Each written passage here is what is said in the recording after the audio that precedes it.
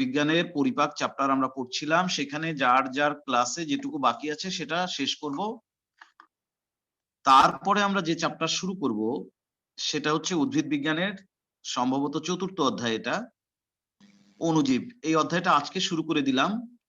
তোমরা উদ্ভিদ বিজ্ঞানের খাতায় নোট করবে, রাফ এবং ফ্রেশ দুইটা উদ্ভিদ বিজ্ঞানের খাতা থাকার কথা, সেটাই নিয়ে বসো। নোট খাতায় নোট করতে পারবা, সমস্যা হবে না। আর প্রাণী বিজ্ঞানের খাতায় আমরা আবার যেদিন যার যেটা ক্লাস টাইমে ফিরে যাব, সেখানে আবার ওই প্রাণী বিজ্ঞানের পরিপাক চ্যাপ্টারের যেটুকু বাকি আছে সেখানে আমি সেটা শেষ করে দিব। তো আশা করি পড়া বুঝতে পেরেছো যে কি পড়বো আজকে। আমরা পড়বো আজকে উদ্ভিদ বিজ্ঞানের ৪র্থ অধ্যায় অণুজীব। সবাই নোট খাতা নাও, আজকের তারিখ দাও। অণুজীব কথাটা লিখে ব্র্যাকেটে লেখো মাইক্রো অর্গানিজম।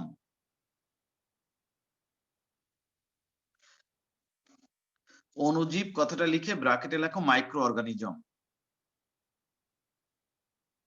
আচ্ছা, এটার একটা ছোট্ট সংজ্ঞা আমি দিয়ে দেই যে অণুজীব আসলে কাদেরকে বলে। লেখো, যে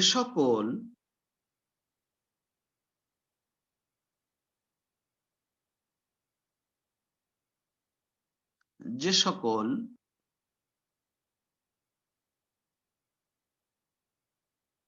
এককোষী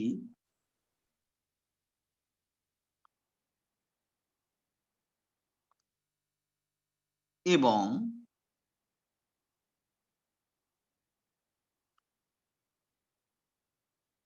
সুসংগঠিত নিউক্লিয়াস বিহীন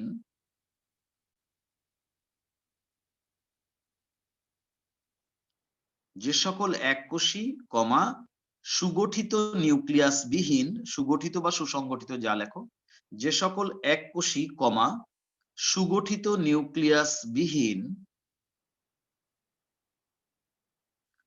আণুবীক্ষণিক জীব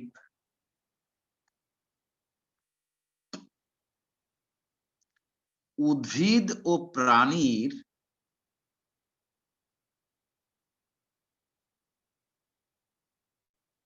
বিভিন্ন প্রকার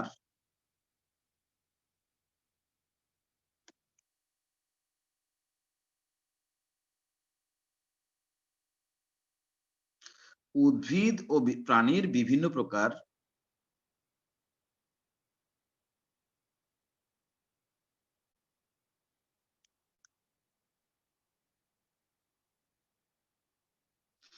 উপকার বা অপকার করে থাকে। উদ্ভিদ ও প্রাণীর বিভিন্ন প্রকার উপকার বা অপকার করে থাকে, তাদেরকে অণুজীব বলে। যে সকল এককোষী সুগঠিত নিউক্লিয়াস বিহীন আণুবীক্ষণিক জীব উদ্ভিদ ও প্রাণীর বিভিন্ন প্রকার উপকার বা অপকার করে থাকে, তাদেরকে অণুজীব বলে। স্যার কত পৃষ্ঠা বাদ রাখবেন বলছেন স্যার? না, পৃষ্ঠা বাদ রাখতে হবে না, এটা উদ্ভিদ বিজ্ঞানের চ্যাপ্টার শুরু করেছি। উদ্ভিদ বিজ্ঞানের খাতা নাও, উদ্ভিদ বিজ্ঞানের নোট খাতা নাও। প্রাণী বিজ্ঞানের যে চ্যাপ্টার তোমাদের চলমান আছে সেই চ্যাপ্টারে অল্প কিছু লেখা বাকি আছে, সেগুলো আমরা যার যার নিজের ক্লাস টাইমে লিখে দিব। এরকমের একটা নোটিশ আমি সকালবেলায় গ্রুপে দিয়ে রেখেছি যে আজকে আমরা উদ্ভিদ বিজ্ঞানের অণুজীব অধ্যায় পড়ব। প্রাণী বিজ্ঞানের যেটুকু বাকি আছে সেটা যার যার ক্লাস টাইমে শেষ করব। এই নোটিশ কি আমি সকালে দিয়েছি না দেই নাই বলো? দিয়েছেন স্যার। জি স্যার, দিয়েছেন স্যার। হ্যাঁ, যারা দেখো নাই তারা ভুল করছো। আমরা উদ্ভিদ বিজ্ঞানের ৪র্থ অধ্যায় অণুজীব অধ্যায় শুরু করে দিয়েছি। এটা উদ্ভিদ বিজ্ঞানের নোট খাতায় তোমরা নোট করবা, যখন লাগবে রাফ খাতায় রাফ করবা। কিন্তু প্রাণী বিজ্ঞানের পরিপাক চ্যাপ্টারের যেটুকু বাকি আছে সেটা যার যার ক্লাস টাইমে শেষ করব। এই জন্য কোনো পৃষ্ঠা খালি রাখার কোনো বিষয় নাই। সবাই কি বুঝতে পারছো পড়ার ধারাবাহিকতা?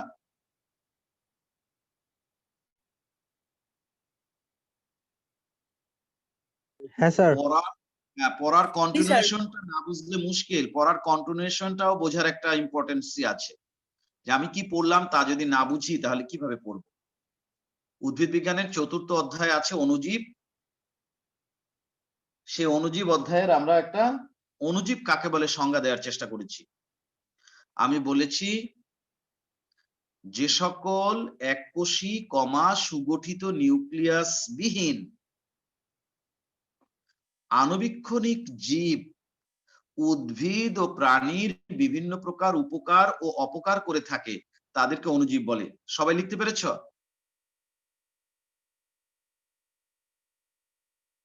জি স্যার, পারছি। হ্যাঁ স্যার। জি স্যার।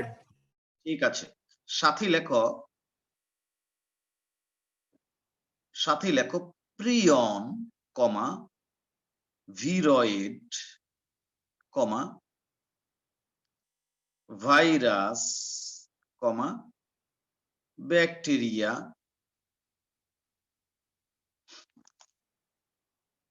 কমা আর সামনাসামনি লাগবো না? হ্যাঁ সামনাসামনি, তোমরা তো সামনাসামনি লিখবা, আমার যেহেতু ক্যামেরা কভার করে না এই জন্য আমি নিচে লিখতেছি। রিকেটশিয়া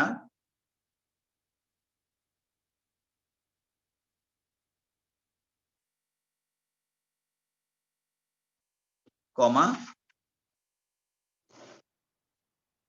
রিকেটশিয়া বানান ভুল হয়েছে, RICKE ডাবল টি ঠিক আছে, এরপর এখানে একটা এস দিতে হবে। রিকেটশিয়া কমা মাইকোপ্লাজমা ইত্যাদি উল্লেখযোগ্য অণুজীব প্রিয়ন, ভিরয়েড, ভাইরাস, ব্যাকটেরিয়া, রিকেটশিয়া, মাইকোপ্লাজমা ইত্যাদি উল্লেখযোগ্য অণুজীব। লিখতে পারছো কিনা? জি স্যার। কতটুকু লেখাইছেন কেন তুমি এত দেরি করছো কেন? স্যার? নেটে প্রচুর প্রবলেম করতেছিল। এখন সেটা পরে ভিডিও ইয়া দেখে নিবা, রেকর্ড দেখে নিবা। 2-3 লাইন তো লিখাইছি মনে হয়, 2-3 লাইন জায়গা রাখো। প্রিয়ন, ভিরয়েড, ভাইরাস, ব্যাকটেরিয়া, রিকেটশিয়া, মাইকোপ্লাজমা ইত্যাদি উল্লেখযোগ্য অণুজীব। খালি লাইন কাটতেছে আর ঢুকতেছে, বের হয়ে যাচ্ছে আবার ঢুকতেছে, এরকম হচ্ছে কেন? এরকম হলে কিভাবে পড়া ধরতে পারবে? স্যার আজকে নেটে অনেক সমস্যা স্যার, সব জায়গায়। স্যার, যাদের ওয়াইফাই ক্লিয়ার স্যার। ওয়াইফাই আচ্ছা, ক্লিয়ার, ফোন নেট অনেক খারাপ। এই লেখাগুলো পড়তে পারছো তোমরা? দেখা যায়? জি স্যার, ক্লিয়ার স্যার। স্যার আমাদের যাদের ওয়াইফাই আছে তারা তো পড়তে পারতেছি, কিন্তু অনেকের প্রবলেম আর কি, আচ্ছা নেটের বুঝতে প্রবলেম। পারছি, রেকর্ড দিয়ে দিব, আজকে রেকর্ডটা গ্রুপে দিয়ে দিব অবশ্যই। তো যেটা বলছিলাম, আমরা উদ্ভিদ বিজ্ঞানের 4র্থ অধ্যায় শুরু করেছি। এই অধ্যায়ে অণুজীব সম্পর্কে আমরা পড়ব। কাদেরকে অণুজীব বলে সেই সংজ্ঞা আমি দিয়েছি। সংজ্ঞার মধ্যে বলা আছে অণুজীব হচ্ছে এমন ধরনের আণুবীক্ষণিক জীব যারা হবে এককোষী আর যাদের নিউক্লিয়াস হবে অসংগঠিত, মানে সুগঠিত নয়, আদি নিউক্লিয়াস। এরকমের জীবদেরকে আমরা বলবো অণুজীব। আমরা কিছু উদাহরণ দিয়েছি, তবে এর মধ্যে আবার ব্যতিক্রম আছে। এই যে সংজ্ঞাটা বলেছি তার মধ্যে আবার এই দুইটা নিয়ে আবার ঝামেলা আছে। ওই নিউক্লিয়াস এইসব কথাবার্তা আবার এদের জন্য প্রযোজ্য নয়, এরা আবার একটু পিকুলিয়ার, সেটার কথা পরে আসছি। প্রিয়ন, ভিরয়েড, ভাইরাস, ব্যাকটেরিয়া, রিকেটশিয়া, মাইকোপ্লাজমা ইত্যাদি হচ্ছে উল্লেখযোগ্য অণুজীব। তোমাদের বইতে ইন্টারমিডিয়েট আরেকটা লিখতে পারো, সাথে সাথে আরেকটা লেখো প্লাজমোডিয়াম, যদি জায়গা থাকে আর কি। এটা হচ্ছে ম্যালেরিয়া রোগের জীবাণু, যেটা ইত্যাদি উল্লেখযোগ্য অণুজীব। যদি জায়গা থাকে প্লাজমোডিয়ামটা ঢুকাও, না লিখলেও সমস্যা নেই, কারণ এখানে তো এক্সাম্পল দিয়েছি, ইত্যাদি লিখেছি। তোমাদের এই রিকেটশিয়া আর মাইকোপ্লাজমা এই দুইটা পড়ানো হবে না, এই দুইটা তোমাদের সিলেবাসে নাই। বাকি অণুজীবগুলো সম্পর্কে কম বেশি তোমাদের পড়ানো হবে। প্রিয়ন, ভিরয়েড, ভাইরাস, ব্যাকটেরিয়া, প্লাজমোডিয়াম, এগুলো সম্পর্কে আমরা পড়ব। তাহলে সবার প্রথম কোনটা পড়ব? প্রিয়ন। হ্যাঁ, এবার নিচে স্টার চিহ্ন দাও, স্টার চিহ্ন দিয়ে লেখো প্রিয়ন।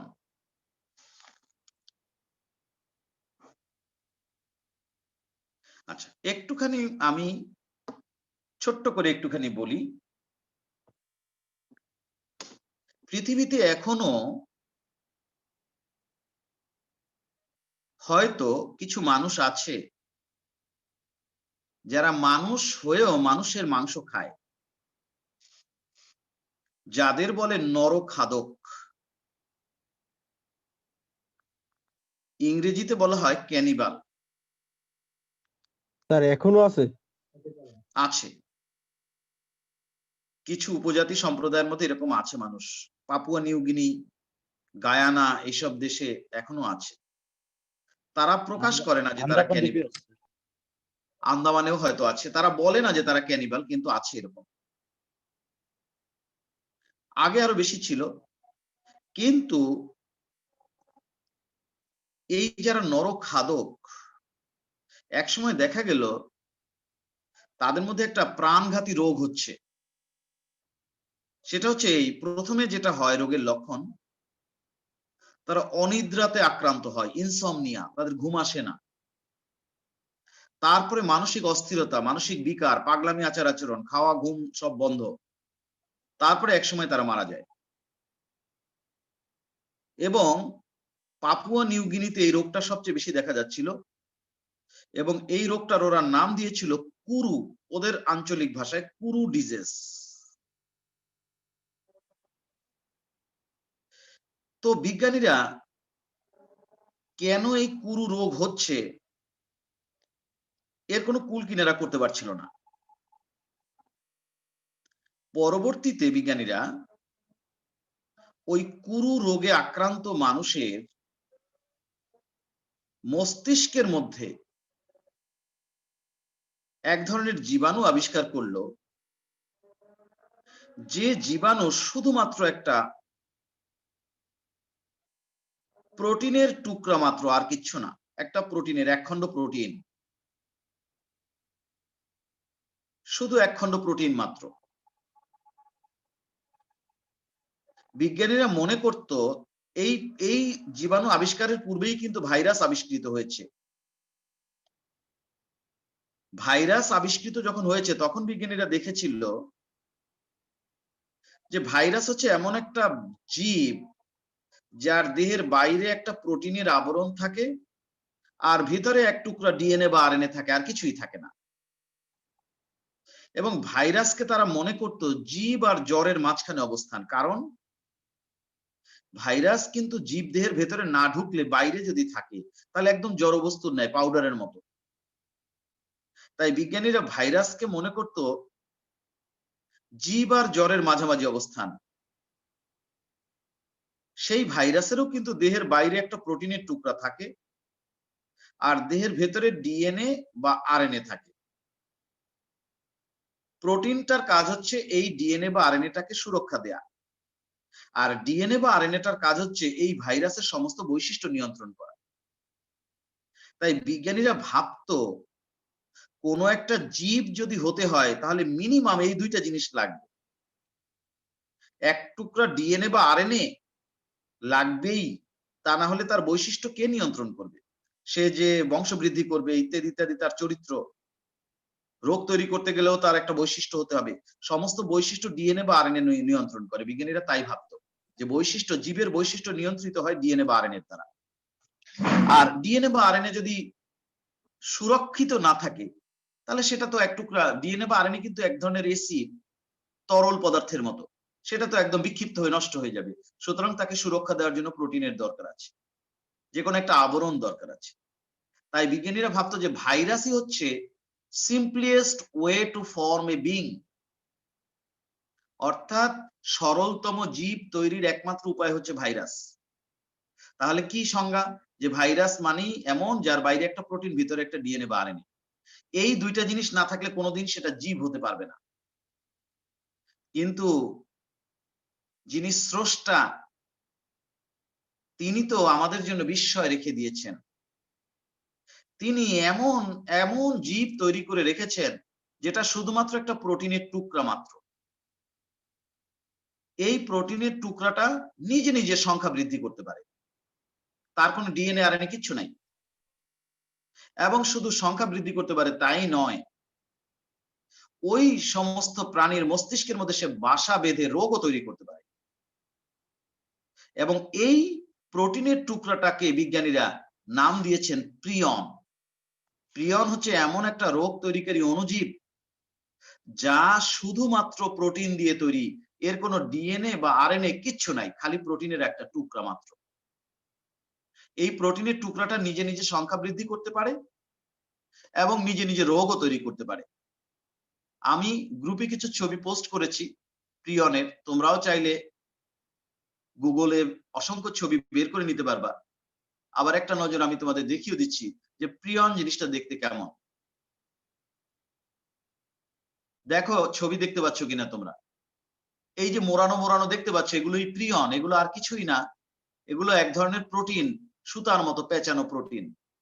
এইগুলোই একটা থেকে দুইটা, চারটা, আটটা, 10টা নিজেরা নিজেরা সংখ্যা বৃদ্ধি করে নিতে পারে।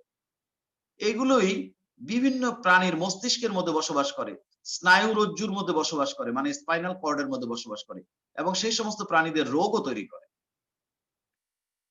এই যে দেখতে পাচ্ছ এগুলো প্রিয়ন, এবং এই মোড়ানো প্রোটিনের মতো এরাই নিজেরা নিজেরা সংখ্যা বৃদ্ধি করতে পারে, আবার রোগও তৈরি করতে পারে। যখনই কেউ নিজের সংখ্যা নিজে বৃদ্ধি করতে পারবে তখনই তোমার তাকে জীব বলতে হবে, কারণ জীবের অন্যতম বৈশিষ্ট্য হচ্ছে সংখ্যা বৃদ্ধি। তাহলে আমরা প্রিয়ন সম্পর্কে কিছুটা আইডিয়া পেলাম। তবে মনে রেখো প্রিয়ন কিন্তু কি বলা যায় খুব বেশি পুরাতন নয়। প্রিয়ন কিন্তু আবিষ্কৃত হয়েছে খুব বেশি দিন হয়নি। এই যে 70 সাল স্যার। 1950-এর পরে কিন্তু প্রিয়ন আবিষ্কৃত হয়েছে, বুঝতে পারছো? তো সেই সমস্ত তথ্য আমরা দেওয়ার চেষ্টা করব। আমরা প্রথমে একটু একটা সংজ্ঞা দেই যে প্রিয়ন আসলে আমরা কাকে বলবো। হ্যাঁ, ও যেটা বলছিল সেটা ঠিক আছে। 1971 সালে প্রিয়ন আবিষ্কৃত হয়েছে না, প্রিয়ন আবিষ্কৃত হয়েছে স্যার 1970 সাল স্যার। কত? 1970? জি স্যার। আচ্ছা দেখতে হবে। প্রিয়ন আবিষ্কার করেছে স্ট্যানলি অ্যান্ড প্রুসিনার। হ্যাঁ, এখানে সালটা অবশ্য নাই আমার কাছে, যে বই আছে 1970 সাল হতে পারে। এখানে দেখা যাচ্ছে যে 1966 সালে পুরু রোগ নিয়ে গবেষণা হয়েছে, সেই তথ্য আছে। 1970 সালে আবিষ্কৃত হয়েছে প্রিয়ন, না? ঠিক আছে, হতে পারে। তাহলে সেই তথ্য আমরা ব্যবহার করব। আচ্ছা, এবার আমরা লিখতে শুরু করি প্রিয়ন সম্পর্কে কিছু কথা। লেখো প্রিয়ন। লেখা তো আছেই প্রিয়ন, তার সাথে লিখতে শুরু করো। প্রিয়ন এক প্রকার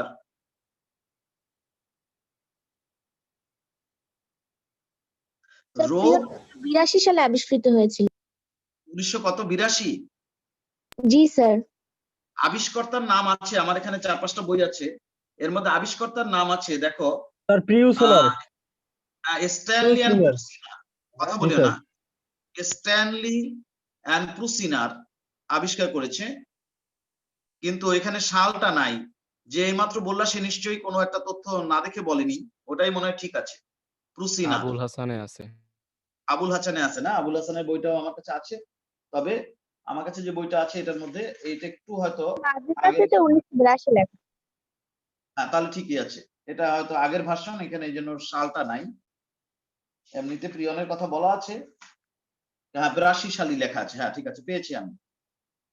82 সালের কথাই বলা আছে। স্ট্যানলি অ্যান্ড প্রুসিনার, এগুলো কিন্তু অনেক সময় দেয়।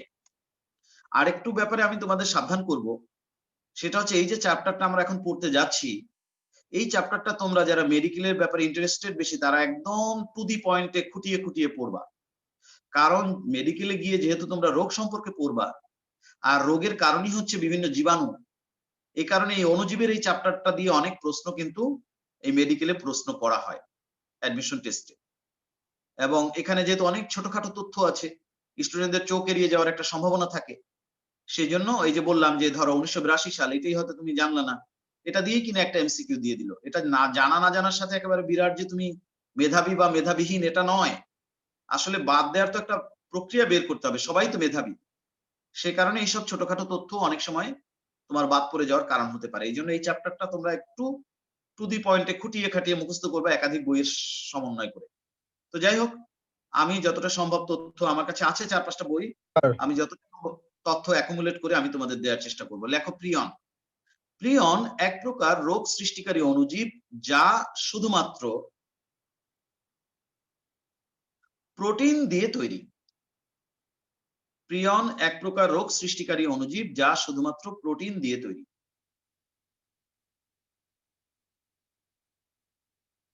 1982 সালে স্ট্যানলি এবং প্রুসিনার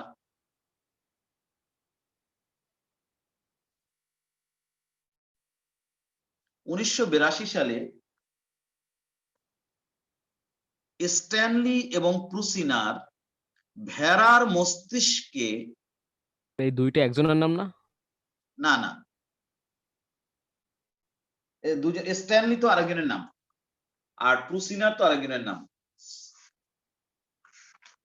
1982 সালে স্ট্যানলি তো আবার ইয়ে করেছে, ভাইরাসেরও জনক, ভাইরোলজির। স্ট্যানলির নাম হচ্ছে WM স্ট্যানলি, ওই ভদ্রলোকের নাম হচ্ছে WM স্ট্যানলি।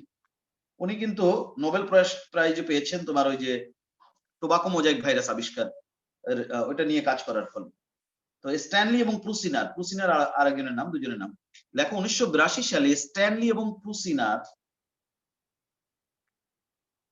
ভেড়ার মস্তিষ্কে প্রথম প্রিয়ন আবিষ্কার করেন।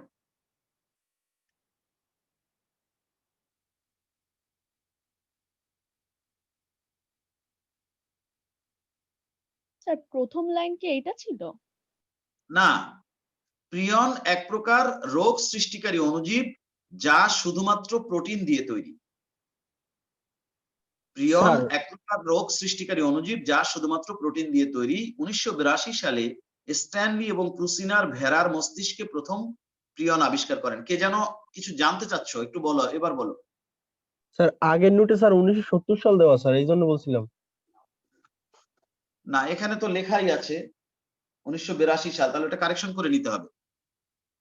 আচ্ছা, এই সালের ব্যাপারটা অনেক সময় বইতে তথ্য বিভ্রাট থাকে, তো সেটা থেকে উত্তরণের উপায় হচ্ছে তোমার কি বলা যায়, গুগল করে কনফার্ম হওয়া। যদি সেরকম হয় তাহলে গুগল করে কনফার্ম হয়ে নিতে হবে। সালের ক্ষেত্রে মাঝে মধ্যে এরকমের কি বলা যায় তথ্য বিভ্রাট থাকে, এক বইতে এক এক রকমের থাকে, তো সেটা তোমরা গুগল করে নিও। আচ্ছা গেল, এবার লেখো, সাথে লেখো, প্রিয়ন ভাইরাসের চেয়ে প্রায়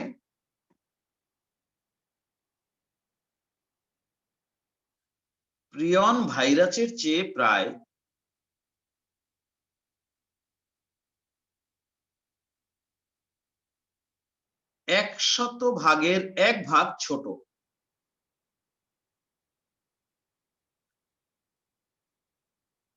প্রিয়ন ভাইরাসের চেয়ে 100 ভাগের প্রায় 1 ভাগ ছোট, মানে একটা ভাইরাসের টোটাল আয়তন যদি তুমি 100 ধরো, প্রিয়নের আয়তন হবে তার মাত্র 1।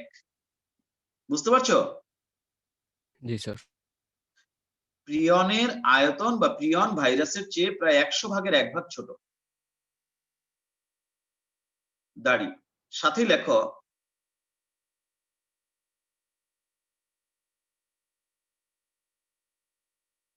প্রিয়নের আণবিক ওজন 27,000 থেকে 30,000 ডালটন। প্রিয়নের আণবিক ওজন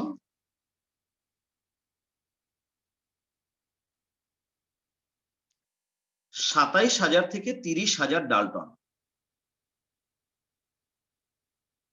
লিখেছ? স্যার আচ্ছা, দাঁড়ি, সাথে লেখো, প্রিয়নের প্রোটিনকে পিআরপি বলা হয়। পিআরপি মানে কি? পিআর Protein মানে of হচ্ছে প্রিয়ন আর পি মানে হচ্ছে প্রোটিন। প্রিয়নের প্রোটিনকে পিআরপি বলা হয়।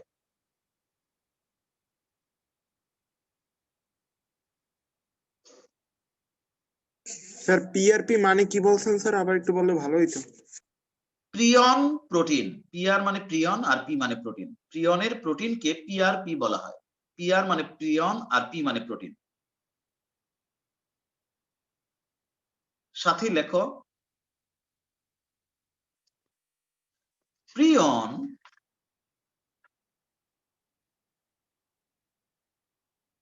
উদ্ভিদের কোনো রোগ তৈরি করে না,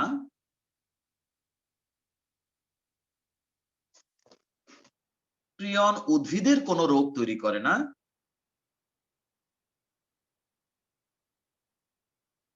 শুধুমাত্র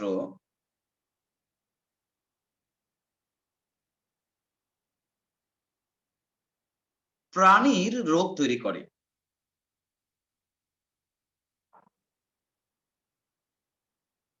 শুধুমাত্র প্রাণীর রোগ তৈরি করে। দাড়ি, সাথে লেখো, প্রকৃতিতে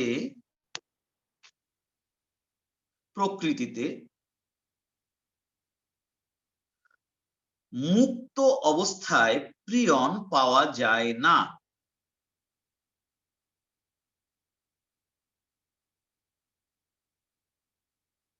প্রকৃতিতে মুক্ত অবস্থায় প্রিয়ন পাওয়া যায় না, কমা, বিভিন্ন প্রকার প্রাণীর স্নায়ুতন্ত্রে পাওয়া যায়। বিভিন্ন প্রকার প্রাণীর স্নায়ুতন্ত্রে পাওয়া যায়।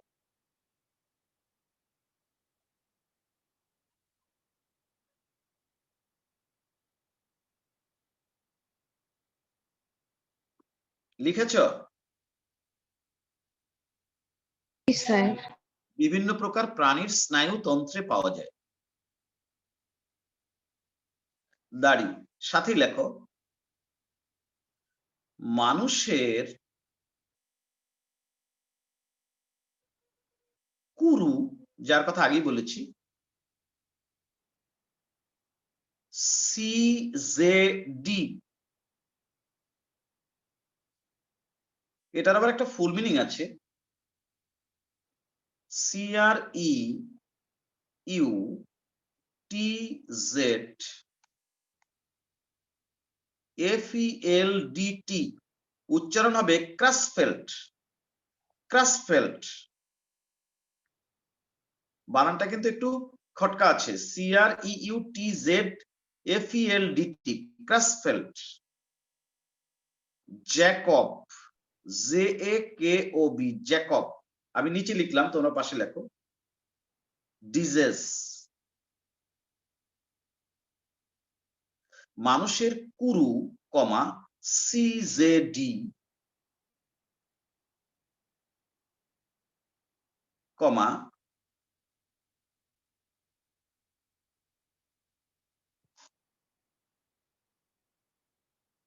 ফ্যাটাল ইনসমনিয়া,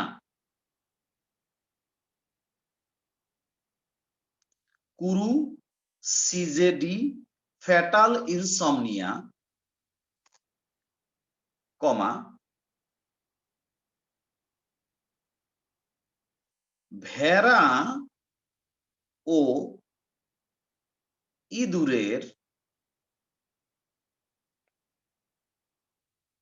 স্ক্র্যাপি, SCRAPIE, স্ক্র্যাপি, ভেড়া ও ইঁদুরের স্ক্র্যাপি এবং গরুর ম্যাড কাউ রোগ প্রিয়নের জন্য হয়ে থাকে।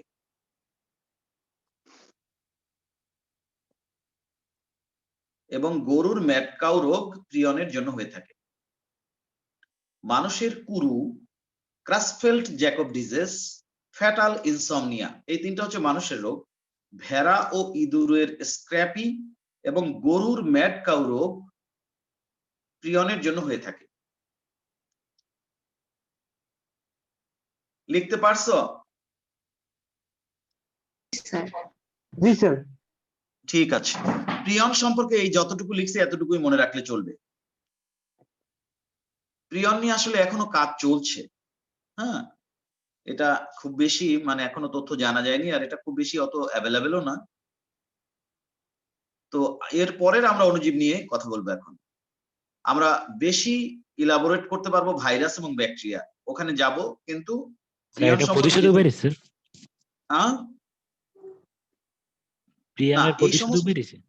না, এইসব রোগে আক্রান্ত হলে তার সেরকমের কোনো কি বলা যায় বড় রকমের চিকিৎসা নাই। স্যার হ্যাঁ বলো। ওই যে মানুষ খায় না স্যার, কাঁচা মানে মানুষ খায় যে, তো মানুষের সাথে এটা সম্পর্ক কিরকম স্যার? মানুষের সাথে এটা সম্পর্ক, স্নায়ুতন্ত্র থাকে এগুলো? হ্যাঁ, কারণ হচ্ছে ওই কি বলা যায় প্রিয়নটা হচ্ছে এরকম, এটা তো মানুষের ব্রেনের মধ্যে বাস করে। যারা নরখাদক তারা কিন্তু মানুষের ব্রেনটাকে সবচেয়ে বেশি শক করে খায়, যে কারণে ওই একজন মানুষের দেহের মধ্যে হয়তো ওই তার ব্রেনের মধ্যে ওই প্রিয়নটা ছিল, এখন সেটা যেহেতু আরেকজন মানুষ আবার ভক্ষণ করছে, এইভাবে মানুষে মানুষে এটা ছড়িয়ে পড়ার একটা সুযোগ পাচ্ছে। বুঝতে পারছো বিষয়টা? যার দেহে থাকে মানে যারে খায় তার অসুবিধা হয় না থাকলে? না, যার দেহে ছিল সে তো রোগাক্রান্তই ছিল। অবশ্যই বুঝছি প্রিয়ন যে বহন করেছিল সে তো রোগাক্রান্তই ছিল, কিন্তু ওরা তো আর জানতো না যে তার দেহের মধ্যে এরকম একটা জীবাণু আছে তার ব্রেনের মধ্যে, অথবা সে অসুস্থ কি কারণে, এই সেন্সটা তো ওদের ছিল ব্রেনের না। মধ্যে এগুলো সৃষ্টি হলে কি হবে? এখন সেটা যদি তুমি বলো যে কোনো জীব সৃষ্টির পিছনে তো কি বলা যায় সায়েন্সের দৃষ্টিতে যদি বলি তাহলে কেমিক্যাল রিয়াকশন। প্রোটিন কিভাবে তৈরি হয়েছে? কারণ এই প্রিয়ন তো প্রোটিন। প্রথমে অ্যামাইনো অ্যাসিড তৈরি হয়েছে প্রকৃতিতে রাসায়নিক বিক্রিয়ার ফলে, RCH NH2COOH, তারপরে সেই অ্যামাইনো অ্যাসিড গুলো পাশাপাশি এসে জোড়া লেগে প্রোটিনে পরিণত হয়েছে। এখন এই সব কথা যদি বলো তাহলে আবার কি বলা যায় সবকিছু সদুত্তর দেয়া যাবে না। কেন? মজার বিষয় শুনবা, যেহেতু বললা তাহলে এখন বলি। মানুষ কিন্তু কৃত্রিম ডিএনএ তৈরি করেছে, কৃত্রিম ডিএনএ, এমনকি কৃত্রিম আরএনএও মানুষ তৈরি করেছে। এবং এটা খুব বেশি দূরের বিজ্ঞানী না, আমাদের পাশের দেশ ভারতের বিজ্ঞানীরা এই আবিষ্কার, হ্যাঁ, হরগোবিন্দ খুরানা, তোমরা জানো সেটা। এবং কিভাবে তৈরি করেছে? কারণ ডিএনএ বা আরএনএ তৈরি হয় যে নিউক্লিওটাইড দিয়ে, সেটা তো বিজ্ঞানীরা জানেন, সেটা তো আবিষ্কার করেছেন। পেন্টোজ শর্করা, ফসফরিক অ্যাসিড, অজৈব নাইট্রোজেন যুক্ত ক্ষার, তিনটাকে জোড়া লাগিয়ে নিউক্লিওটাইড বানিয়ে দিলাম, তারপরে একটার সাথে আরেকটা নিউক্লিওটাইড জোড়া লাগিয়ে তো ডিএনএ বা আরএনএ তৈরি করা সম্ভব? ইম্পসিবল না, তাই না? এটা যদি শর্করাটা যদি রাইবোজ হয় তাহলে আরএনএ টুকরা তৈরি করা তো সম্ভব, বিজ্ঞানীরা তো তৈরি করেছেন। কিন্তু আমি এখন এমন একটা অণুজীব নিয়ে কথা বলবো, এক্ষুনি শুরু করব আমি, যে অণুজীবটার নাম হচ্ছে ভিরয়েড। সেটাও এরকমের, শুধু লম্বা এক টুকরা আরএনএর মাত্র, আর কিচ্ছু না। এবং এই আরএনএর যে টুকরাটা সে নিজে নিজে সংখ্যা বৃদ্ধি করতে পারে, নিজে নিজে রোগ তৈরি করতে পারে। বিজ্ঞানীরা ঠিক একই রকমের আরএনএ ল্যাবরেটরিতেও বানিয়েছেন, কোনো পার্থক্য নাই, অণু পরমাণু পর্যন্ত সব সেম। কিন্তু প্রাকৃতিক যে আরএনএর টুকরাটা যেটা ভিরয়েড নামে পরিচিত, সে যেভাবে সংখ্যা বৃদ্ধি করে, ল্যাবরেটরিতে যে আরএনএর টুকরাটা বিজ্ঞানীরা তৈরি করেছেন সেটা সংখ্যা বৃদ্ধি করে না। যদি করত তাহলে বিজ্ঞানীরা ক্লেম করতে পারতো যে আমরা জীব তৈরি করে ফেলেছি। কিন্তু কেন করে না? এই টুকরাটা, এই আরএনএর টুকরাটা কেন ল্যাবরেটরিতে তৈরি করেছি, কিন্তু কেন সে সংখ্যা বৃদ্ধি করে না? আর একই রকমের জিনিস একদম অণু পরমাণু পর্যন্ত সেম, একই রকমের জিনিস ন্যাচারালি ভিরয়েড যেটা, সে কেন সংখ্যা বৃদ্ধি করে? এই প্রশ্নের উত্তর বিজ্ঞানীরা এখনো বের করতে পারেনি। এখন ওই কেন এই কথা বললাম, ও যে বলল যে তাহলে প্রিয়ন তৈরি হয়েছে কিভাবে মানুষের ব্রেনের ভেতরে, বলে দেওয়া যাবে যে অ্যামাইনো অ্যাসিড পাশাপাশি এসে জোড়া লেগে প্রোটিন যখন হয়েছে তখন সেই প্রোটিনের মধ্যেই কেউ কেউ কোনো একটা প্রোটিন নিজে নিজে সংখ্যা বৃদ্ধির বৈশিষ্ট্য অর্জন করেছে, আর সেটাই প্রিয়ন হিসেবে আত্মপ্রকাশ করেছে, এই কথা বলে দেওয়া যাবে। কিন্তু ওই যে একটা কথা তারপরেও থেকে যায় যে প্রোটিন সে কেন বৈশিষ্ট্য অর্জন করলো সংখ্যা বৃদ্ধি, তার উত্তর আমার কাছে অন্তত নাই। বুঝাতে পারছি না পারি নাই? জি স্যার, রহস্য। বিজ্ঞানীরা তো এটাই বলে, বিজ্ঞানীরা তো আর ওই কি বলা যায়, জীবনের রহস্য। তারা তো ওই ইয়েটা স্বীকার করে না, তারা তো অলৌকিক কোনো কিছু স্বীকার করে না।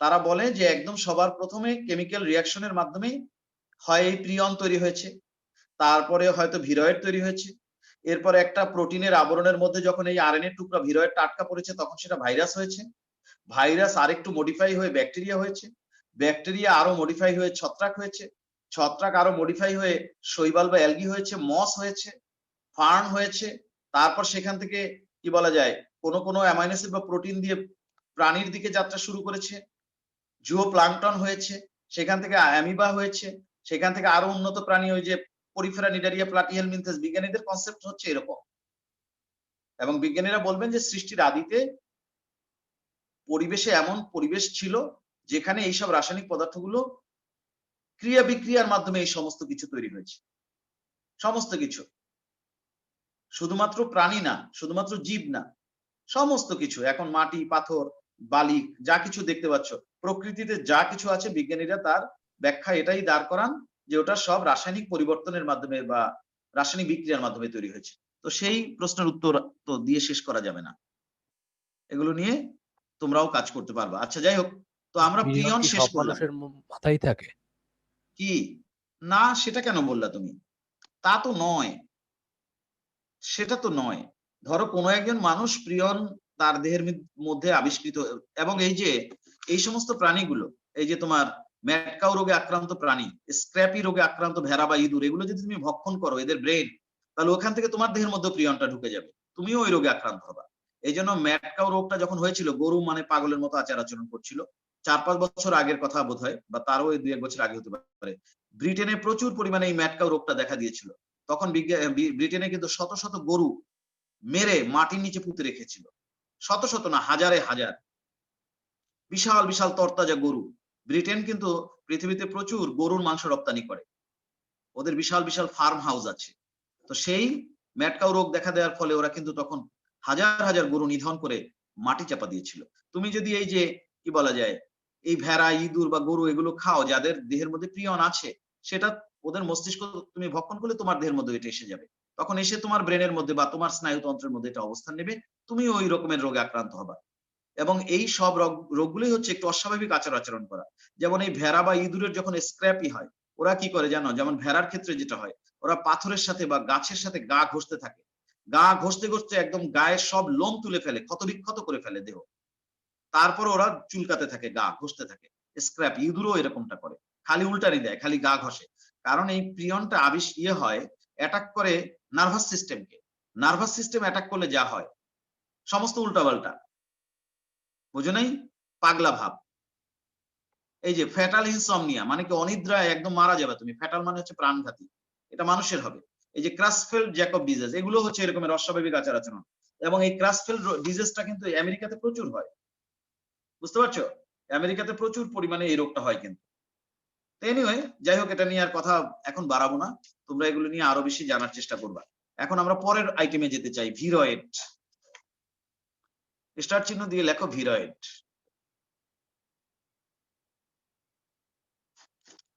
ভিরয়েডের ব্যাপারে কি কিছু লিখেছি না লিখিনি?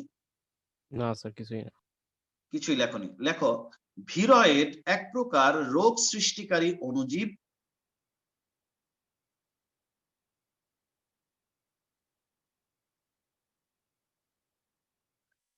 ভিরয়েড এক প্রকার রোগ সৃষ্টিকারী অণুজীব যা শুধুমাত্র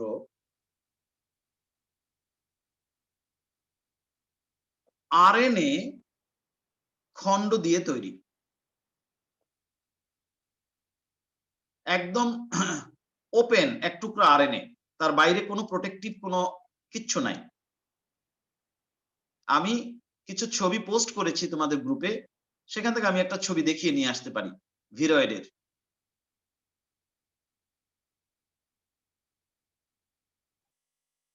এই যে দেখতে পাচ্ছ, এই ডান পাশে দেখতে পাচ্ছ, উপরে দেখতে পাচ্ছ, দেখো ভিরয়েডের স্ট্রাকচার গুলো দেখো,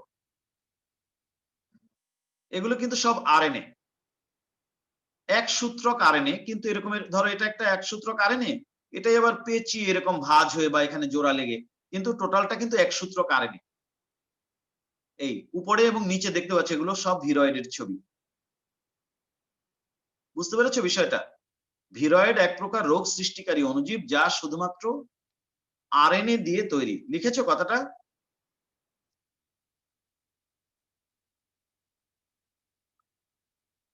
কি বলি, লিখছো কিনা বলো? জি স্যার। জি স্যার লিখছি। দাঁড়ি। হ্যাঁ, সাথে লেখো 1971 সালে 1971 সালে বিজ্ঞানী দিয়েনার, সব নামটা এখানে লিখে দিয়েছি, 1971 সালে বিজ্ঞানী দিয়েনার গোল আলুতে প্রথম ভিরয়েড আবিষ্কার করেন। কোথায় আবিষ্কার করেছে? গোল আলুতে। স্যার লাইনটা আবার একটু 1971 বলবেন? হ্যাঁ, ভিরয়েড এক প্রকার রোগ সৃষ্টিকারী অণুজীব যা শুধুমাত্র আরএনএ খণ্ড দিয়ে তৈরি। 1971 সালে বিজ্ঞানী দিয়েনার, এই যে বিজ্ঞানীর নাম হচ্ছে এখানে লিখে দিয়েছি দিয়েনার, 1971 সালে বিজ্ঞানী দিয়েনার গোল আলুতে প্রথম ভিরয়েড আবিষ্কার করেন।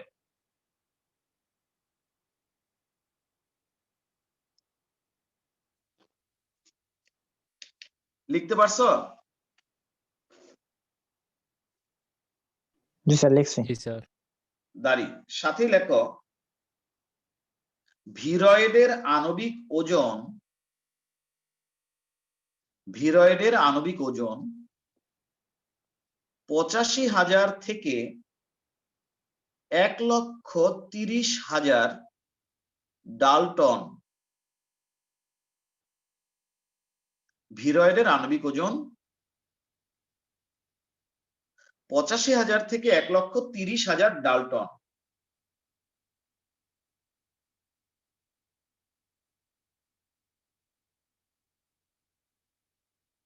দাড়ি।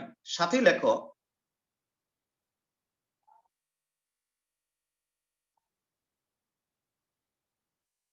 ভিরয়েড এর দেহে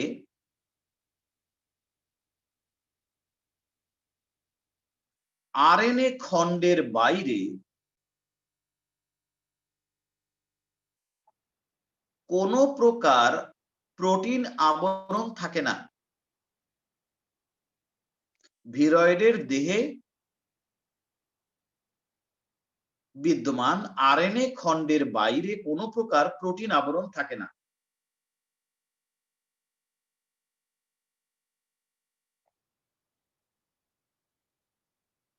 লিখছ? কোন প্রকার প্রোটিন আবরণ থাকে না।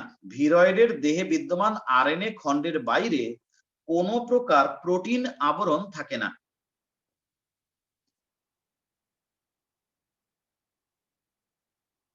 সাথে লেখো 270 থেকে 380টি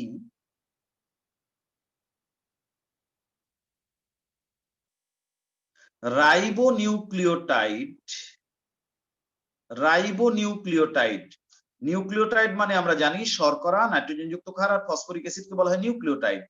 শর্করাটা যদি হয় রাইবোজ জাতীয় শর্করা তখন তাকে বলে রাইবোনিউক্লিওটাইড।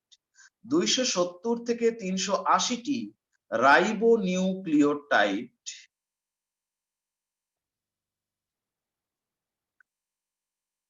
পাশাপাশি যুক্ত হয়ে ভিরয়েড তৈরি হয়। 270 থেকে 380টি রাইবোনিউক্লিওটাইড পাশাপাশি যুক্ত হয়ে ভিরয়েড তৈরি হয়।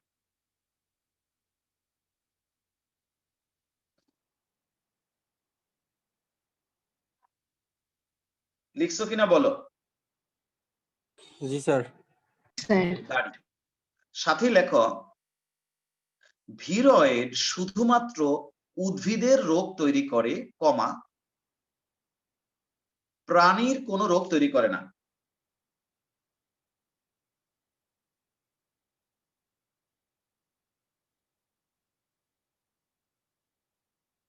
ভিরয়েড শুধুমাত্র উদ্ভিদের রোগ তৈরি করে, প্রাণীর কোনো রোগ তৈরি করে না। লিখছ? কথা বলো, লিখছো কিনা? জি স্যার। জি স্যার। সাথে লেখো নারকেল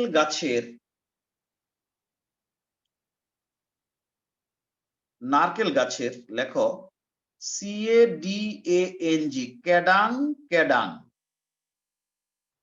রোগ, কমা ক্যাডাং ক্যাডাং রোগটার নামই হচ্ছে এরকম। এটাকে সংক্ষেপে বলে CCC, কোকোনাট ক্যাডাং ক্যাডাং। তো যাই হোক, তোমরা লেখো নারকেল গাছের ক্যাডাং ক্যাডাং রোগ, কমা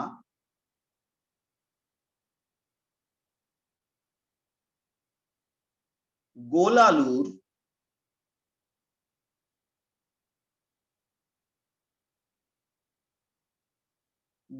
আলুর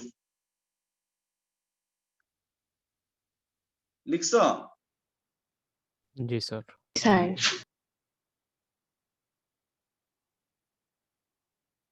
মোচড়ানো রোগ, পাতা মোচড়ানো রোগ লেখো। পাতা মোচড়ানো রোগ, পাতাটা এরকম গোল গোল মুড়িয়ে যায়, লিফ রোল হয়ে যায়, পাতা গোল গোল করে মুড়িয়ে যায়। গোল আলুর পাতা মোচড়ানো রোগ, কমা আপেলের চামড়া খসখসে রোগ, যেটাকে স্কার বলা হয়, স্কিন স্কার, বাংলায় লেখো চামড়া খসখসে রোগ। আপেলের চামড়া খসখসে রোগ, খসখসে রোগ।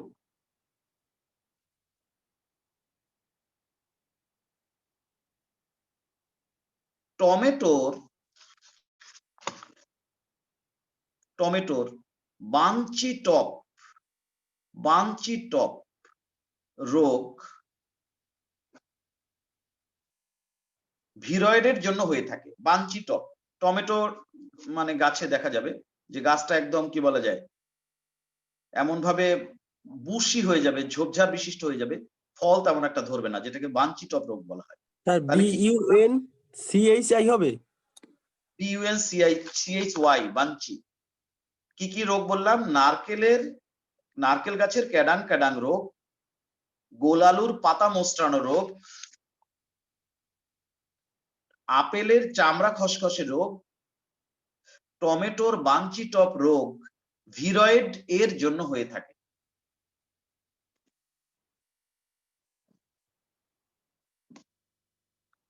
লিখছ? কথা বলো, জি, স্যার। লিখছো কিনা? ঠিক আছে, তাহলে জি স্যার। প্রিয়ন এবং ভিরয়েড সম্পর্কে যতটুকু বলছি এতটুকুই যথেষ্ট। এইটুকু মনে রাখতে পারলেই তোমরা পরীক্ষা, আর এর বাইরে তোমাদের বইতে দেখবা, বইয়ে যা লিখছে তার চেয়ে আমি বেশি ছাড়া কম তথ্য দেই নাই। ঠিক আছে, তবে এখানে একটা কথা বলে রাখি, কিন্তু এটা অনুমান ভিত্তিক কথা। অনেক বিজ্ঞানী মনে করেন এখন যে হেপাটাইটিস ডি আবিষ্কৃত হয়েছে, হেপাটাইটিস বি সি আগে জানতাম, এখন হেপাটাইটিস ডি এর কথা বলা হচ্ছে। অনেকে মনে করেন যে হেপাটাইটিস ডি এর কারণ হচ্ছে এক ধরনের ভিরয়েড, তবে এগুলো অনুমান ভিত্তিক কথা, যে কারণে এগুলোর কোনো এভিডেন্স নাই। এবার আসো আমাদের মেইন ফোকাসে আমরা যাই, ভাইরাস।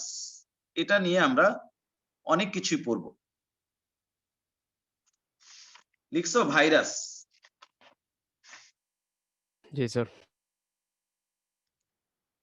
হাইফেন দিয়ে লেখো। ভাইরাস সম্পর্কে তো অনেক সুন্দর সুন্দর কথা তোমরা জানো, সেখান থেকে কিছু সুন্দর কথা তোমরা লিখবা। এবার লেখো ভাইরাস শব্দের অর্থ বিষ। ভাইরাস শব্দের অর্থ কি?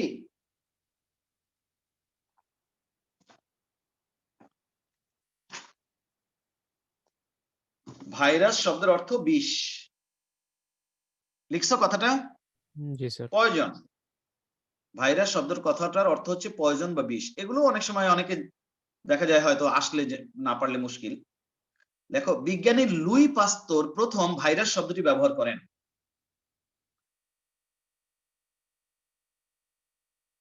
বিজ্ঞানী লুই পাস্তর প্রথম ভাইরাস শব্দটি ব্যবহার করেন? Sir Luis পাস্তুর। হ্যাঁ, লুই পাস্তরের নাম তো সবাই জানে।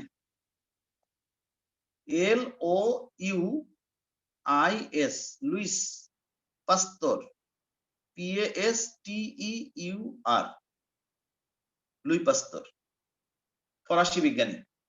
বিজ্ঞানী লুই পাস্তর প্রথম ভাইরাস শব্দটি ব্যবহার করেন। লিখছ?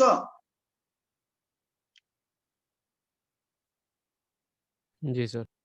জি স্যার। লেখো, বিজ্ঞানী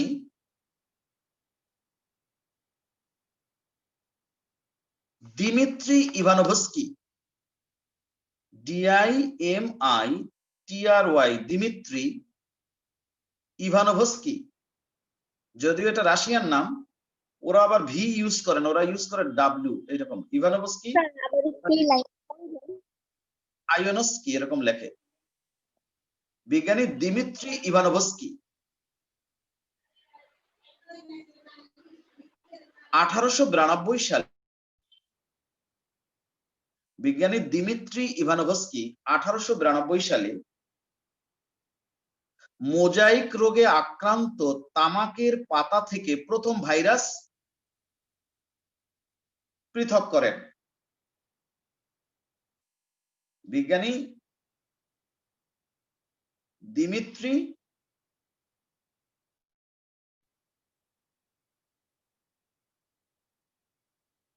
ইভানোভস্কি 1892 সালে মোজাইক রোগে আক্রান্ত তামাকের পাতা থেকে প্রথম ভাইরাস পৃথক করেন। এই ভাইরাসটার নাম কি?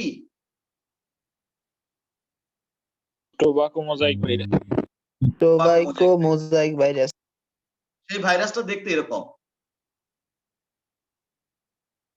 যেটা নিয়ে আমরা পরে আবার পড়বো ডিটেলস।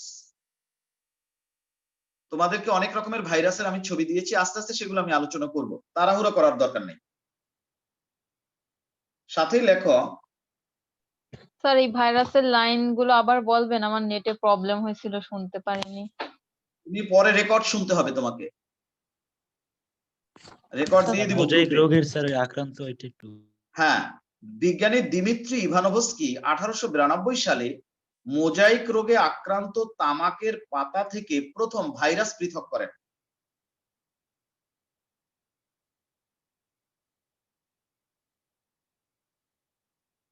লিখছ? জি স্যার। জি স্যার। জি স্যার। দাঁড়ি সাথে লেখো, ডাব্লিউ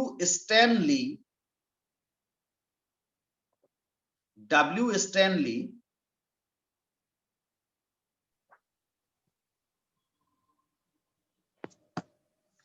অসংখ্য টিএমভি লিখলে আর ভাইরাস লিখবা না, টিএমভি মানে ভি মানেই ভাইরাস। বিজ্ঞানী ডাব্লিউ স্ট্যানলি অসংখ্য টিএমভি কে পৃথক করে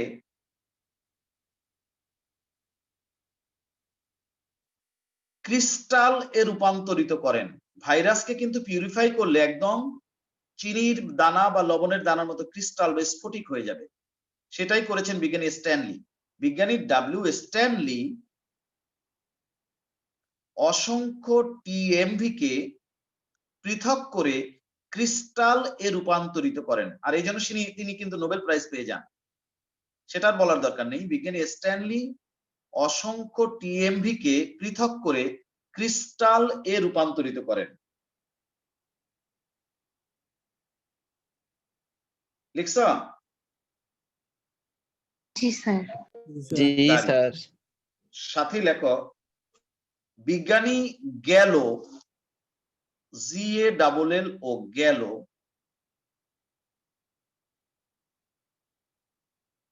বিজ্ঞানী গ্যালো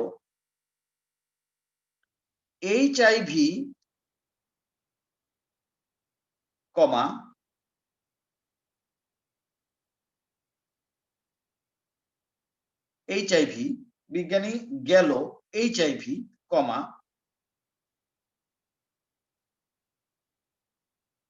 Harvey, HARVEY, Harvey hepatitis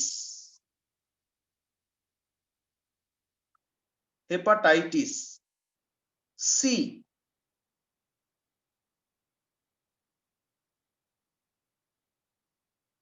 sir hepatitis এর লাস্টে কি ওটা এস লিখছেন স্যার? হ্যাঁ হেপাটাইটিস সি, হার্ভে আর হেপাটাইটিস সি আলাদা? হ্যাঁ হার্ভে আর হেপাটাইটিস সি কি আলাদা? হার্ভে তো বিজ্ঞানীর নাম, আর হেপাটাইটিস সি হচ্ছে ভাইরাসটার নাম।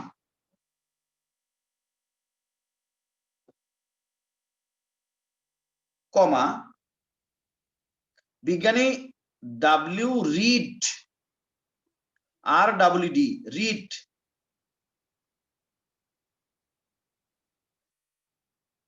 পিত জ্বরের, ইয়েলো ফিভার বলে, পিত জ্বরের ভাইরাস আবিষ্কার করেন। এই তিনটা আসে অনেক সময়, সেজন্য আমি দিলাম। গেল HIV, Harvey hepatitis C, W Reed পিত জ্বরের ভাইরাস আবিষ্কার করেন।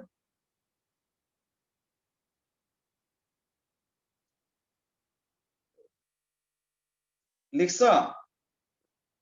স্যার পিত পিত জ্বর মানে হচ্ছে লাইনটা হলুদ। আরেকবার বলেন। বিজ্ঞানী গেল HIV, কমা, বিজ্ঞানী হার্ভে হেপাটাইটিস সি এবং ডাব্লিউ রিড পিত জ্বরের ভাইরাস আবিষ্কার করেন।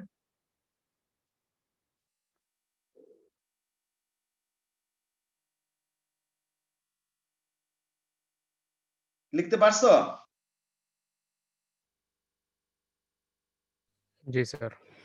সাথী লেখো, বিজ্ঞানী স্ট্যানলি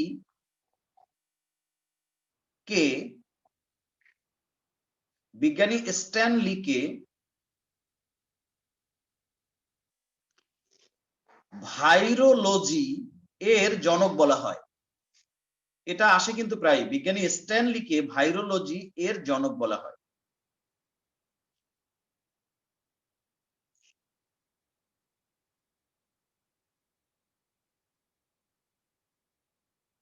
বিজ্ঞানী স্ট্যানলিকে ভাইরোলজির জনক বলা হয়। এ পর্যন্ত প্রায় 5000 ধরনের ভাইরাস আবিষ্কৃত হয়েছে। কি বুঝলা? এ পর্যন্ত প্রায় 5000 ধরনের ভাইরাস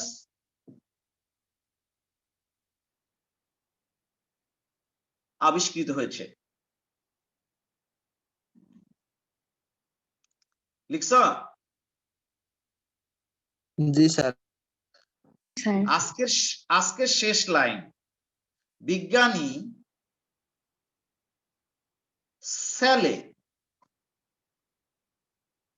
সেলে ভাইরাসকে